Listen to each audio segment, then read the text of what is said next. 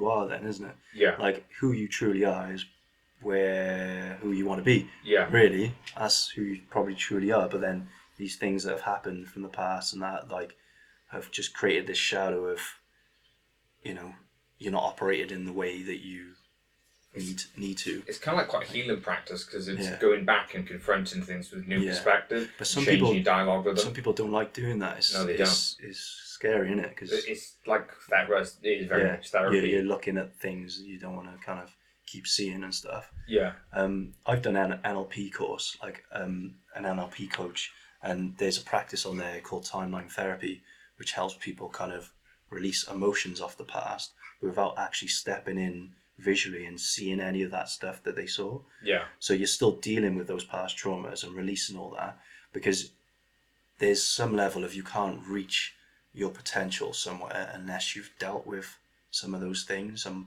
put it to rest. Yeah. Like put them in a box and put it to the side and just keep walking on that path, because they're never going to disappear, but like, you know, you're going to be able to like put it in a box that the lid can open whenever and you can check and, you know, see how it is, but it's there, and then you can carry on with your life sort of thing. A good analogy I heard for it before was, imagine you've got a hot air balloon, you just keep pumping the gas on it, and you can only go so fast, but you still haven't cut the sandbags loose.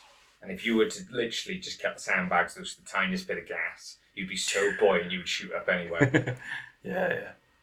So bringing that light feeling in it. Yeah, lighter. Because, you're not bound by it. Where's the past?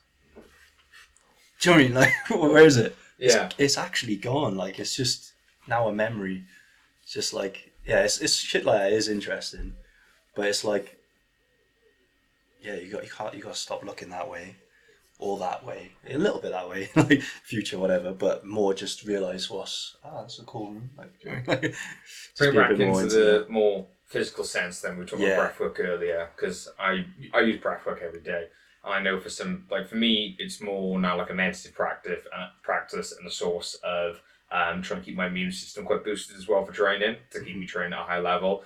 But when I first started doing it, it had that more wow factor to it, like you were getting the highest off of there. But when I've seen some people practice it, I know that like trauma and that the past can be stored in the body in a more physical sense. And you'll see things like people actually having like spasms, or even having they'll almost having like muscular fits when they're performing breath work from the release of that trauma. Wow, it's crazy, isn't it? So like a lot of your emotions are embedded in like your body, basically. That's why movement is so important. Movement's medicine. Yeah, movement is medicine. And it's expressive as well.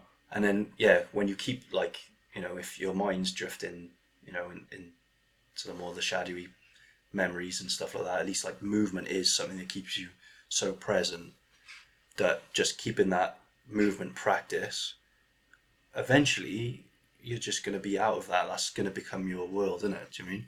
So that stuff won't bother you anymore. You know, that's the way I would kind of see it.